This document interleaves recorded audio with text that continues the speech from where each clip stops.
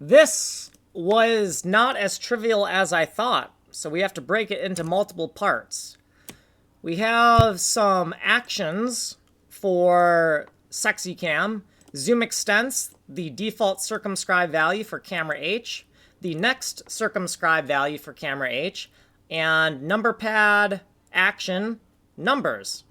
This is somewhat self-referential because we're never going to rebind this action, but we may rebind these actions in the future. SexyCam data, we have added 4 member variables. Numpad action 0 key is the zoom extents. Numpad action dot is the default circumscribe. Numpad action enter, circumscribe next. Numpad action number key is the numpad action number key. We have some monkey wrench macros down here. This was a bad idea. The zoom extents procedure here, which we have not done yet because it's not a trivial refactor here, so we had to break it into multiple parts. The next extent behavior, which is the feature behavior of the SexyCam system, inside of here is all the code we cut and pasted. We haven't changed the code, but we kind of cut and pasted it and almost changed some code here and here, but we took back those decisions.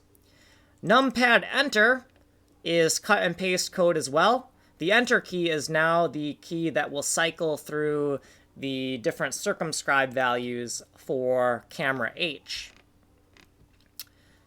The pad code function, we just made a comment here about what was going on because we were getting confused as we were refactoring. If we press the 0 key, we're going to call this zoom extent code, which we haven't written yet. If we press 1 through 9, we're going to call the next extent code, which is the main behavior of SexyCam. We've just kind of cut and pasted large blocks of code and replaced them with functions basically here.